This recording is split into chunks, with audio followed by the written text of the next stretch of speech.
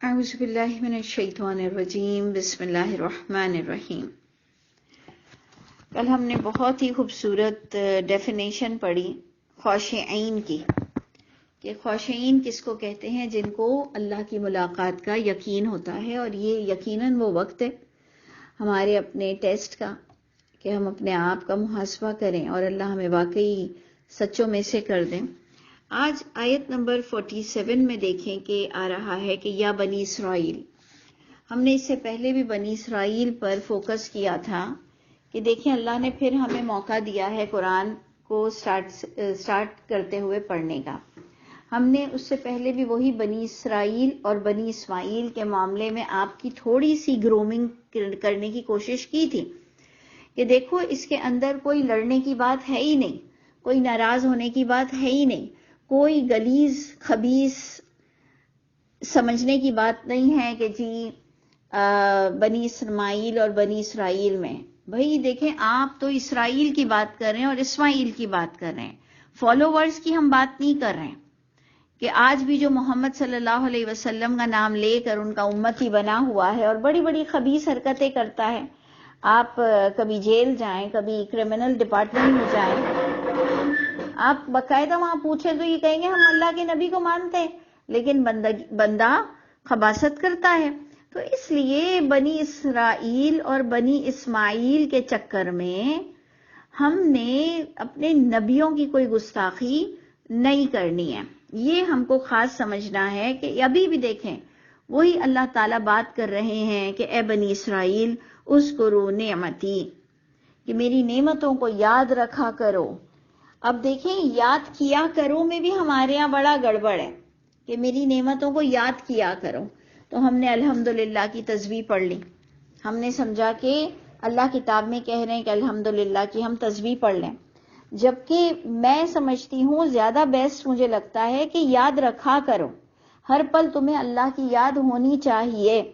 چلے صحیح ہے، زبان بھی تر ہونی چاہیے، کچھ نہ کچھ اچھی باتیں ہمارے منہ سے نکلنی چاہیے، لیکن اے بنی اسرائیل یاد رکھا کرو میری نعمتیں جو انعام کیا میں نے تم پر، وَأَنِّي فَضَّلْتُكُمْ عَلَى الْعَالَمِينَ، اور یہ کہ میں نے فضیلت دی تم کو، میں نے تمام جہانوں پر۔ اس پر بھی ہم نے ہمیشہ ڈسکس کیا کہ فضیلت دی تمام جہانوں پر کا مطلب یہ ہرگز نہیں ہوگا کہ 2022 میں بھی بنی اسرائیل کو ترجیحات دی گئی ہیں۔ ہر آنے والا دور فضیلت رکھتا ہے، ہر آنے والا دور فضیلت رکھتا ہے۔ ہم پر اللہ کے جو احسانات ہیں وہ بھی بے انتہا ہیں۔ ادھر بات اگر مرج کر کر کنکلیوژن نکالا جائے کہ اس کا ڈیپتھ کیا ہے اور اس کا بات کیا ہو رہی ہے، تو اللہ ہر دور کے لوگوں کو کہہ رہے ہیں کہ میرے انعام کو یاد رکھا کرو جو میں نے تم پر بے انتہا ہر دور میں نئی ایجادات اور معجزات اور اللہ کی مدد کے ساتھ تم سب کو نوازا ہوا ہے۔ تو جناب پھر سے وہی پوائنٹ آ گیا جو ہم نے سورہ قریش اور سورہ کوثر ابھی ایکچولی ریسنٹلی ہم نے پڑھی ہے۔ تو جیسے سورہ قریش اور سورہ کوثر میں اللہ انعام دے کر کچھ چاہ رہے ہوتے ہیں، یہاں بھی آپ دیکھیے کہ اللہ تعالیٰ انعام بتا کر اور کیا چاہ رہے ہیں اور کیا بتا رہے ہیں، وَاتَّقُوا، اے لوگوں تقوی اختیار کرو، ڈرو۔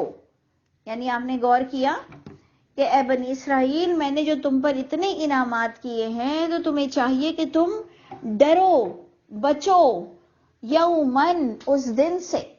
یعنی غور کرنا ہے کہ اس دن ایسا دن ہے کہ کوئی کسی کے کام نہیں آئے گا، اس کی بریفنگ اللہ تعالیٰ مجھ کو اور آپ کو دے رہے ہیں کہ یہ وہ دن ہوگا کہ نہیں کام آئے گا کوئی نفس کسی نفس کے لیے ذرہ برابر بھی، جس کی عربک کیا ہے کہ لا تجزی نفس عن نفس شیئا۔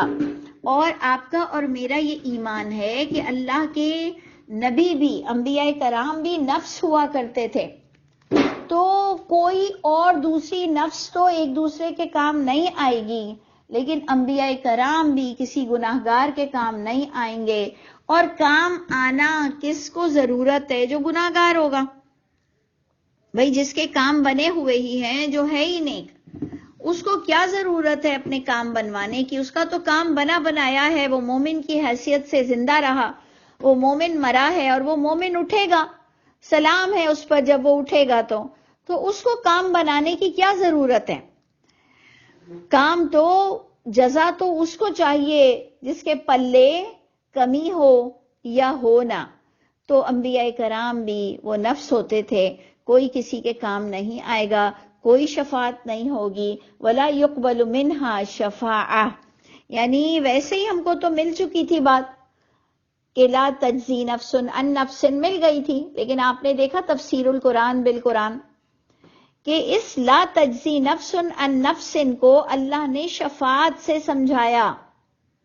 یہ ہے قرآن کا معجزہ، یہ ہے قرآن کی انڈرسٹینڈنگ کہ آپ کو اس بات کا مطلب اللہ تعالی شفاعت کے لفظوں سے بھی بتا رہے ہیں کہ کوئی کسی کے کام نہیں آئے گا، کوئی شفاعت قبول نہیں ہوگی. کس سے؟ کوئی گناہگار سے. نیکوں کو تو کوئی ضرورت ہی نہیں نا. تو جی اگر ہم گناہگار امتی ہیں تو یہ خوش فہمی نکال دیں گے، انبیاء کرام آ کر ہماری مدد کریں گے. لا یؤخذ منها عدل، اور نہ ہی لیا جائے گا ان سے کوئی معاوضہ، کوئی عدل، کوئی ایسی چیز عدلے کا بدلہ. ولا هم ینصرون، اس عدل کو بھی اور سمجھایا گیا، کوئی مدد، کوئی نصرت کچھ بھی نہیں ہوگی ایک گناہگار کے لیے. یہ بات بڑی خوبصورتی کے ساتھ بتا کر آپ کہیں گے کہ یہ عقیدے پر ڈسکس کر رہی ہے آیت. جب کبھی آپ کو اسکول، یونیورسٹی میں کہیں پر بھی کوئی ضرورت پڑتی ہے، کوئی جنرل نالج میں، آئی کیو ٹیسٹ میں، تو یہاں پر اگر آپ سے کوئی پوچھ لے تو آپ کے لیے یہ مقام ہے کانسیپٹ کے بارے میں کہ کون سی آیتیں ہیں جو انفارمیٹیو ہیں. تو انفارمیٹیو کے ساتھ سم تھنگ آپ کے کانسیپٹ کو بتا رہی ہوتی ہے کہ دیکھو اس کانسیپٹ کو ایمان والا کہا جاتا ہے. ہر انفارمیٹیو آیت میں کچھ نہ کچھ تو ہوتا ہی ہے نا، کہ آپ کو آگ سے بچایا جا رہا ہوتا ہے، آپ کو یہ بات بتائی جا رہی ہوتی ہے کہ دیکھ لو اللہ کے یہاں کوئی شفاعت اور کچھ نہیں چلے گی، اور تم اس طرح سے کوئی خوش فہمی کا شکار مت رہنا. اور اللہ ہم سب کو اس سے پتہ چلتا ہے بخشنا چاہتے ہیں، اور ہمارے کانسیپٹ کی کلیئرٹی اس وقت بھی ہمارے دل میں موجود ہو کہ ہاں یہ میرا عقیدہ ہے اور مجھے اسے ہی آگے جاری رکھنا ہے. سیکنڈ پوائنٹ کو دیکھیے آج کے سبق میں، وَإِذْ نَجَّيْنَاكُمْ، اور یاد کرو وہ وقت. اللہ تعالیٰ ہم سب کو بار بار کئی باتوں کی طرف اشارہ کر رہے ہیں. وَإِذْ نَجَّيْنَاكُمْ مِنْ آلِ فِرْعَوْنَ، اور جب نجات دی ہم نے تم کو آل فرعون سے، وہ وقت بھی یاد کرو جب وہ یسومونکم، جب انہوں نے مبتلا کر رکھا تھا تم کو، وہ چکھاتے تھے تم کو برا عذاب. برا عذاب کیا ہے؟ تفسیر القرآن بالقرآن. آپ کو برا عذاب قرآن ہی بتائے گا.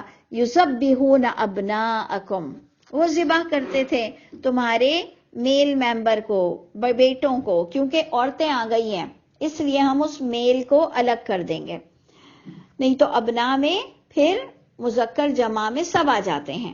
لیکن جہاں مؤنث جمع آ گئی تو ہم کہیں گے کہ وہ ذبح کرتے تھے تمہارے میل کو، بیٹوں کو، اور وہ زندہ چھوڑ دیتے تھے تمہاری عورتوں کو.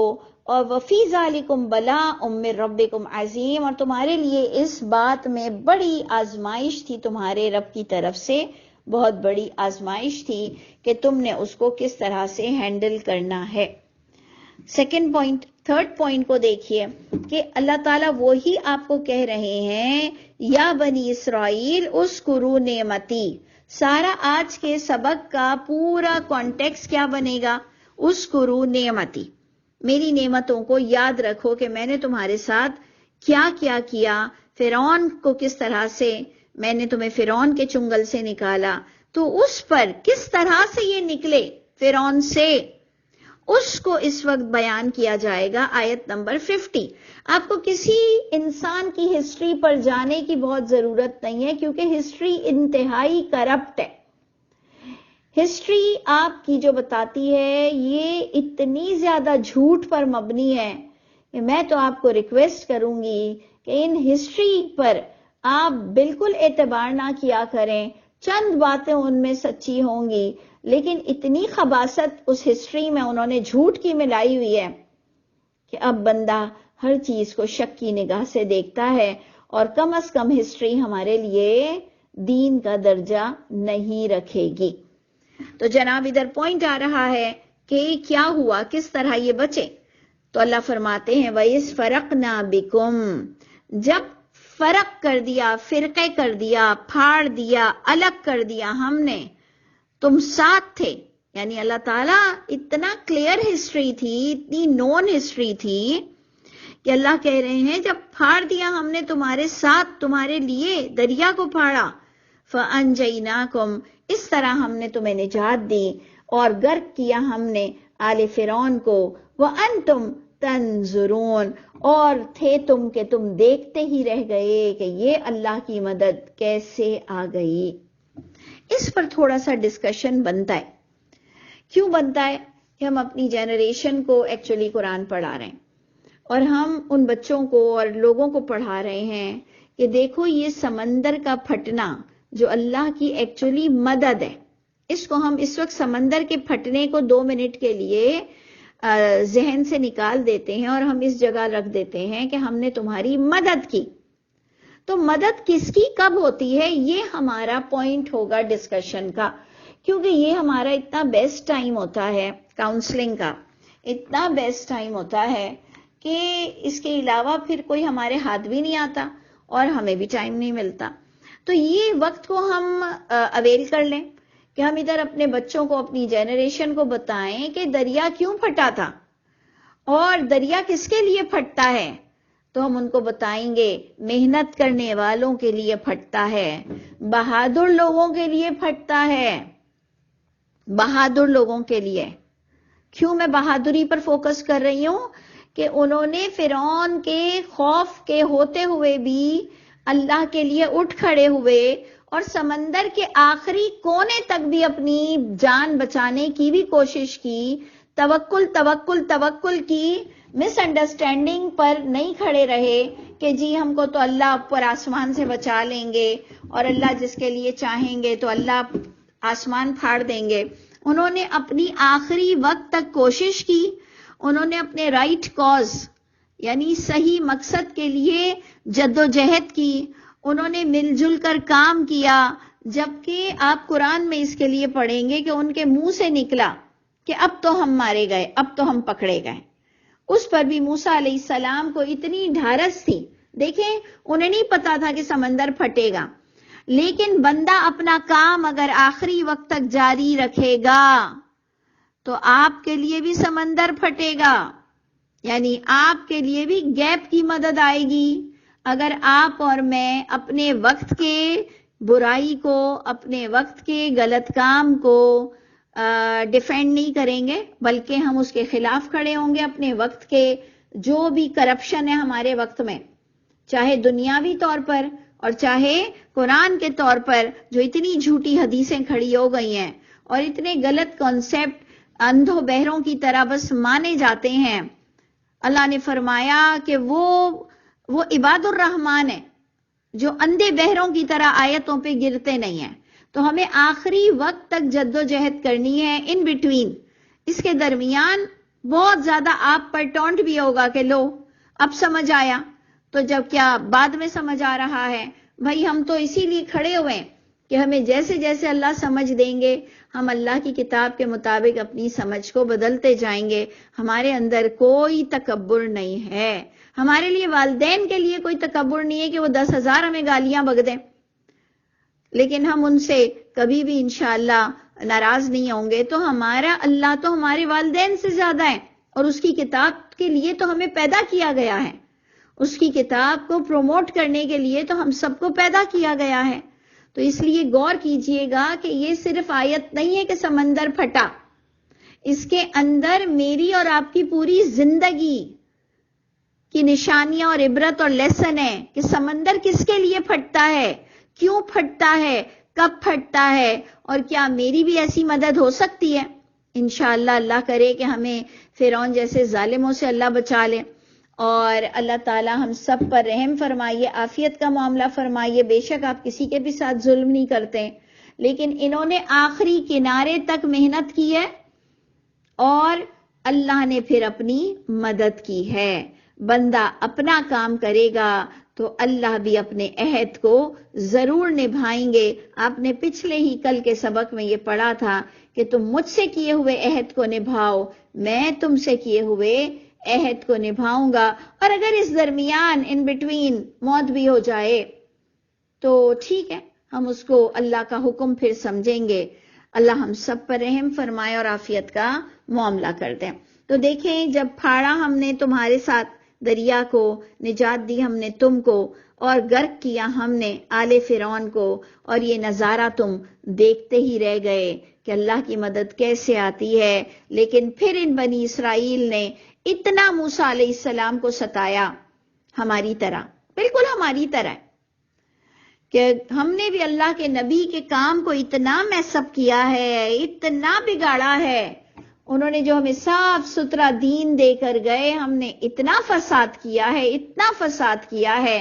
ہم بنی اسرائیل سے کم نہیں ہیں. تو اللہ رحم فرمائے کہ پھر جیسے یہ جو لوگوں کے لیے سمندر پھٹا تھا، پھر ان کو اللہ نے ایک وقت پر ذلیل کر دیا زمین میں. یہ جن کے آنر میں، جن کے ریوارڈ میں اللہ نے ان کو اتنا بڑا کرشمہ دکھایا، یہ اتنے ہی ذلیل ہوئے. اس کے بعد جو ان میں سے نافرمانی کرتے گئے، انہوں نے اتنا موسیٰ علیہ السلام کو ستایا کہ وہی جو اللہ کی رحمت کے مستحق ہوئے تھے، وہی اللہ کی لعنت کے مستحق ہو گئے. تو آپ کتنی حجیں کر لیں، آپ کتنی قرآن کی تفسیریں پڑھا لیں، لیکن جب کبھی آپ اور میں اپنے ٹریک سے ہٹیں گے تو اللہ کے وعدے بھی ہم سے ہٹ جائیں گے. اللہ ہم سب کی اولادوں کو نیک فطرت بنائے، ہم سب کو بھی. اچھا جناب، اب 51 آیت پر آ جائیے. وَإِذْ وَعَدْنَا مُوسَىٰ، اور جب وعدہ کیا ہم نے موسیٰ علیہ السلام سے 40 لیلہ، 40 راتوں کا. اب جناب غور کیجئے کہ آپ کو قرآن میں یہ ملے گا کہ اللہ نے 30 راتوں کے لیے بلایا، اور پھر اللہ تعالیٰ نے 10 راتوں سے ایڈیشن کیا، اور اللہ نے ایکسٹینشن دیا موسیٰ علیہ السلام کو اور 10 راتوں کا، اور اس میں وہ اللہ کا قانون پوری طرح سے لینے گئے تھے. یہی چیز اگر آپ دیکھیں تو محمد صلی اللہ علیہ وسلم کی چیزوں سے بہت سملر ہے، ملتی جلتی ہے. کیسے کہ جب اللہ کے نبی پوری طرح سے کامیاب ہو گئے، کچھ عرصہ مکے میں، پھر مدینے میں، پھر بیت اللہ پر جو اللہ کے نبی حکمران بنے، تو آپ دیکھیں کہ پھر پورا نفاذ ہوا شریعت کا.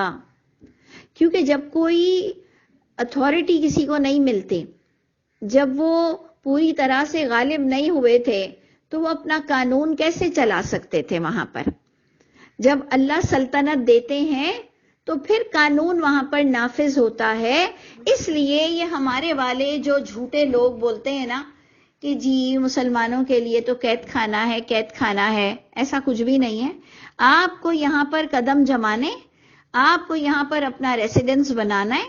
اللہ کے یہاں تو ملے گا نیک لوگوں کو، لیکن جب تک آپ کی زمین نہیں ہوگی، جب تک پالیٹکس آپ نہیں کریں گے بالکل کلین طریقے سے، جب تک کہ آپ کے پاس آپ کی زمین نہیں ہوگی، آپ کا ادارہ نہیں ہوگا، آپ کی فوج نہیں ہوگی، تو پھر آپ کیسے اسلام کو نافذ کریں گے؟ کہ ہم کہہ رہے ہیں کہ جی دنیا تو قید خانہ ہے، دنیا تو قید خانہ ہے، فتنے کے دور میں بکریاں لے کے پہاڑ پر چلے جاؤ. نہیں جناب، اللہ نے تو کہا ہے ایسی دھاگ بٹھاؤ اپنے ویپنز سے، اور جدید دور میں جس دور میں جی رہے ہو اس دور کے تمہارے پاس ویپنز ہو، اس دور کی پڑھائی ہو، دشمنوں کے مد مقابل ہو، دشمنوں کے اس سے اور اوپر لیول پر جاؤ، اتنا ڈراؤ، اتنا روب ہو تمہارا کہ پیچھے والے بھی تم سے ڈرتے ہوں. یہ اللہ اس چھوٹی سی دنیا جو اللہ ہی نے کہا کہ شام یا دن اس شام کا، یا شام اس دن کی، کہ اللہ نے ایک چھوٹا سا پیریڈ آپ کو بتایا، اس کے باوجود اللہ فرما رہے ہیں عزت کی زندگی جینا ہے، سر اٹھا کے چلنا ہے، اور لوگوں کی زکاتیں نہیں کھانی ہیں، لوگوں سے مانگ کے نہیں کھانا ہے، لوگوں سے قرضے معاف نہیں کرانے ہیں، لوگوں کو قرضہ دینا ہے. اتنا اپر ہینڈ رہنے کی اللہ آپ کو قرآن میں تلقین کرتے ہیں. تمہارے پاس روب ہونا چاہیے، تم بہادر ہو، تمہارے پاس کانسیپٹ ستھرا ہو. تو آپ غور کر لیجئے کہ موسیٰ علیہ السلام پورا قانون ان کو ملا کہ اب جب دریا پار ہو چکے ہو تو اب تمہاری شریعت تم کو نافذ کرنی ہے.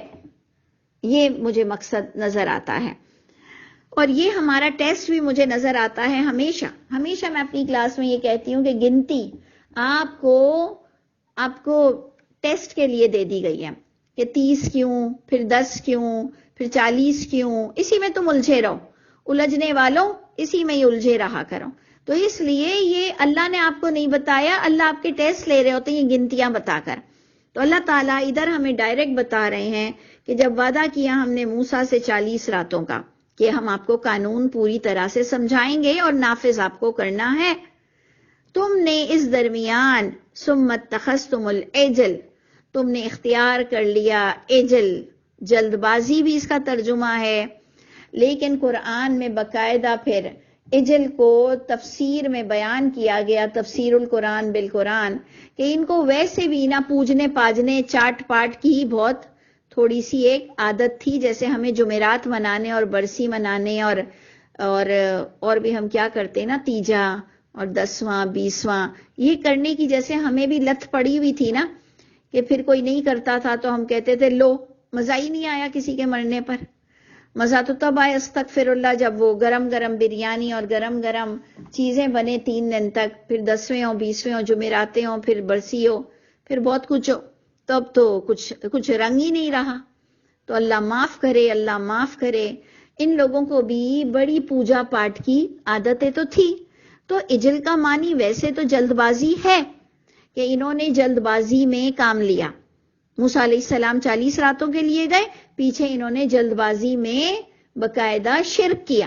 لیکن اس جلد بازی کو بھی آپ ڈینائی نہیں کر سکتے کہ انہوں نے ایک سونے کے اور باقاعدہ مٹیریل میٹل کا باقاعدہ بت بنا کر اور انہوں نے بڑی پوجا پاٹیں کی ہیں. اور اس کو عجل بھی اسی لیے کہا گیا کہ وہ ہوتی وہی بیل ویل ہے، گائے، جو گائے کی عبادت آج بھی آپ دیکھ رہے ہوتے ہیں، گائے ماتا کی یا جو بھی. تو بچڑے کو بھی عجل ہی کہا جاتا ہے، جیسے ہمارے کھانے کے سٹارٹر کو بھی عجل ہی کہا جاتا ہے کہ جو پہلے لایا جاتا ہے. آج کل سٹائل میں کھانے سے پہلے کچھ سٹارٹر دیے جاتے ہیں. تو یہ ایکچولی عجل جلد بازی بھی ہے، لیکن عجل جو انہوں نے گائے سے پہلے جو ایک بچڑا ہوتا ہے اس کی بھی انہوں نے عبادت کی ہے. اس کو آپ ڈینائی نہیں کر سکتے ہو، کیونکہ آگے کی آیت آپ کو پوری ڈیفائن کی جائے گی. تو اب آپ نے ادھر بھی کیا غور کرنا ہے؟ ادھر یہ غور کرنا ہے کہ ایک امت جنہوں نے نبی کی سنگت اپنائی، جنہوں نے نبی کے ساتھ نمازیں پڑھی، جنہوں نے نبی کے ڈائریکٹ درس سنے، جن کو نبی کا باقاعدہ افیکشنز ملے، لیکن ان کے دل کی حالت جب وہ بدلنا چاہا تو وہ بدل گئی. یعنی انبیاء کرام بھی کسی کے دل کو مرتے دم تک سٹیبل نہیں رکھ سکتے. اس لیے کوئی عشرہ مبشرہ کی خوشخبریاں کسی صحابہ کرام کو نہیں مل سکتی ہیں. یہ بھی ہمارے یہاں بچوں کو کتابوں میں پڑھایا جاتا ہے کہ جی عشرہ مبشرہ تھے. بھئی ہم تو ان سب سے پیار کرتے ہی ہیں جو انہوں نے 10 نام دیے ہیں، وہ تو ہمارے ویسے بھی ہیرو ہیں. لیکن غلط کانسیپٹ کیوں دیتے ہو، جھوٹ کیوں بولتے ہو، جھوٹ کیوں بولنے کی عادت ہو گئی ہے اور حدیثیں سناتے پھرتے ہو کہ منافق کی پہلی نشانی ہے کہ جب وہ بات کرے گا تو جھوٹ بولے گا. تم بچوں تک کو اسکول میں جھوٹ پڑھاتے ہو کہ ہم ادھر اسلامیت کی ٹیچر بھی نہیں بن سکتے. یعنی اتنی تمہاری اسلامیات میں جھوٹ ملا ہوا ہے کہ ماسٹرز بھی کر کے ہم خرافاتیں لکھ کر آتے ہیں. جو ماسٹرز اسلامیات میں کر رہا ہے اسلامک سٹڈی میں، وہ بھی کتنا جھوٹ لکھ کر آتا ہے. اور جو ادھر بچوں کو پڑھائی جاتی ہے عشرہ مبشرہ کی کہانیاں، وہ تک تم جھوٹ بولتے ہو. نبی کے سینے کو چاک کرنے کی سٹوریاں سناتے ہو، وہ بھی جھوٹ بولتے ہو. نبی کی شان میں گستاخی کرتے ہو. سینہ چاک کرنے والی حدیث سنا کر، یعنی اللہ کے نبی کے سینے میں نور بھر دیا گیا تو میرے سینے میں اور آپ کے سینے میں نہیں بھرا گیا.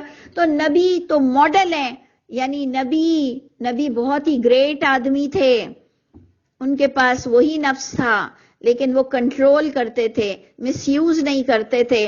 آپ نے بچوں کو بتا دیا کہ جی ان کے تو سینے کو چاک کر کے ان کا آپریشن کر کے ان کے اندر نور ڈال دیا گیا تھا، تو پھر ان کی کیا بڑی بات ہوئی؟ گستاخی کرتے ہو اللہ کے رسول کی، بچوں کو غلط پڑھاتے ہو. تو جو معاشرہ ٹیچر لیول پر، ٹیچنگ لیول پر اسلامیات میں جھوٹ بولتا ہو، ان سے آپ کیا امید رکھیں گے کہ وہ ہمیں قرآن پڑھائیں گے؟ تو اس سے اور پکا پتا چلا کہ اب تو اتنا برا حال ہے کہ ہمیں اپنے قرآن کو خود پکڑنا پڑے گا اور اپنی بیسک عربک کو خود سیکھنا پڑے گا. اللہ معاف کرے، رحم فرمائے. تو جی جناب، اس کے پس منظر کو مجھے بیان کرنا بہت ضروری تھا، کیونکہ ہم نے شروع کیے سورہ بقرہ تو اللہ نے 40 راتوں کے لیے قانون بنانے کے لیے ان کو بلایا، لیکن انہوں نے پیچھے سے شرکیہ کام کیا. یہ لوگ نبی سے بھی کچھ حاصل نہ کر سکے، اتنا بڑا سمندر پھٹنے کے نظارے کو بھی یہ اس کو اس پر سٹیبل نہ رہ سکے کہ اللہ کی مدد کیا ہے اور اللہ کیا ہے. اس پر پھر میں رک جاؤں گی. کچھ لوگوں کو لگے گا کہ کیا کرتی ہیں کہ یہ ایک ہی آیت پہ رک جاتی ہیں، لیکن دیکھیں اس وقت آپ کا فاؤنڈیشن اچھا ہونا بہت ضروری ہے. اسی پوائنٹ پر معجزہ بھی سمجھ لیجئے کہ اللہ نے اپنے محمد صلی اللہ علیہ وسلم کو معجزات کیوں نہیں دیے؟ کیونکہ معجزات کام نہیں آتے ہیں حق کے مقابلے میں. یہ جب حق بندہ نہیں اڈاپٹ کرتا تو اس کا مطلب معجزات اس کو کوئی فائدہ نہیں دے گا. اور دریا کے پھٹنے جیسا معجزے سے بڑا تم اور کیا معجزہ چاہتے ہو؟ تو جب وہ لوگ نہیں سدھرے، وہ اتنا بڑا معجزہ دیکھ کر، سمندر کے پھٹنے کو دیکھ کر، موسیٰ فرعون کے غرق ہونے کو دیکھ کر بھی ایک انسان نہیں سدھر سکتا، تو آپ اور میں کون سے معجزے مانگتے ہیں نبیوں سے؟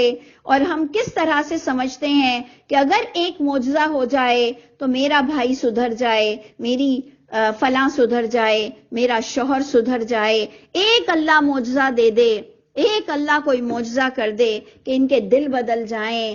دل تو نہیں بدلتے نا، دل تو آپ بدلیں گے. دل تو اللہ نے آپ کو دے دیا، اب دل آپ کے بدلنے کا آپ کے ہاتھ میں ہے.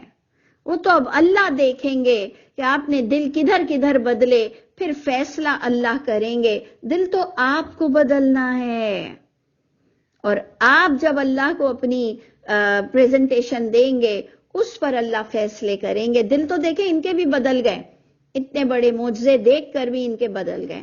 اب ایک 5ویں چیز میں آپ کو بتاتی ہوں اسی آیت سے، کہ اللہ کے نبی کو اتنا غیب نہیں پتا تھا کہ میں انہیں چھوڑ کر جاؤں گا تو یہ پیچھے سے کرپٹ ہو جائیں گے، پھر سے حرکتیں کریں گے، یا انہیں وہی خود بخود نہیں پتا چل گیا کہ میری قوم پیچھے سے بگڑ گئی ہے، وہ بھی نہیں پتا چلا. کیا ہم نے قرآن پڑھا؟ ہم نے کیسے قرآن پڑھا؟ ہماری کتابیں کیسی لکھی ہوئی ہیں؟ ہماری کہانیاں، قصص الانبیاء کیا کیا لکھی ہوئی ہے؟ آپ سر پکڑ کر بیٹھو گے اور مجھ جیسی اتنی سخت دل عورت بھی نہ، اس کے آنسو دو نکل آئیں گے کہ یا خدا کن لوگوں میں ہم پھنس چکے ہیں. یہ تو رب تعالیٰ نے ہمیں قرآن دے دیا، نہیں تو ہم اسلام کو کیسے بیان کرتے؟ اگر ہم قرآن پڑھنا نہیں جانتے تو ہم کیسے مسلمان ہوتے، اور ہم کتنی گندی باتیں کرتے، اور ہماری موت کس پر واقع ہوتی. ابھی بھی اللہ تعالیٰ ہم جہاں کہیں غلطی پر ہیں ہمیں معاف کر دیجئے، لیکن یاد رکھیے گا آپ اور میں اتنے جھوٹوں میں بیٹھے ہیں، اتنی غلط انٹرپریٹ کرنے والوں میں بیٹھے ہیں کہ اب ہمیں اپنا معاملہ خود ہی سارٹ آؤٹ کرنا پڑے گا اپنے اللہ کی دوستی کے لیے. تو جناب انہوں نے، موسیٰ علیہ السلام والوں نے پیچھے سے اجل کو اپنا لیا، شرک کو اپنا لیا. من بعد ہی، ان کے 40 راتوں کے جانے کے بعد، وَأَنْتُمْ ظَالِمُونَ. اللہ نے نبی کی امتی کو بھی کوئی کریڈٹ نہیں دیا، کہا ظالم و ظالم، حق مارنے والے ہو، تمہاری نسوں میں ظلم ہے. پھر بھی اللہ کی شان دیکھیں، ثم عفونا، یہ ہے اللہ. لیکن ادھر بھی آپ کو قانون لانا پڑے گا. دیکھیں یہاں پر بھی آپ کو قانون لانا پڑے گا. ثم عفونا، پھر درگزر کر دیا ہم نے تم سے. اللہ کس وجہ سے درگزر کرتے ہیں یہ قانون آپ کو سمجھنا پڑے گا، اور آپ اچھی طرح سمجھتے ہیں. بہت ایزی ہے کہ انہوں نے پچھتایا ہوگا اور شرمندگی ہوئی ہوگی، معافی مانگا ہوگا، سدھر گئے ہوں گے. بیٹھے بٹھائے نہیں معافی ملتی، یہ یاد رکھیے گا. وہ ہے اللہ دے دیتے ہیں، لیکن ایک قانون کے تحت ہمیں بات تو کرنی پڑے گی نا کہ ثم عفونا عنکم، پھر درگزر کیا ہم نے تم سے. لیکن اس میں پوائنٹ یہ آئے گا کہ دیکھو اللہ تعالیٰ بڑے سے بڑے شرک کو معاف کرتے ہیں.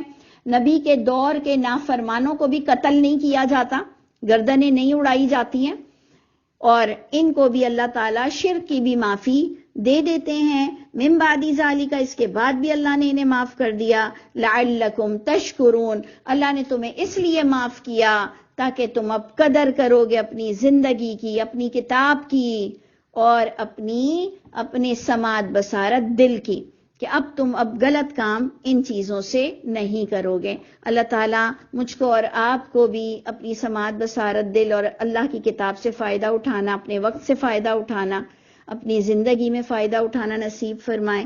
سبحان ربک رب العزت عما یصفون وسلام علی المرسلین والحمد للہ رب العالمین.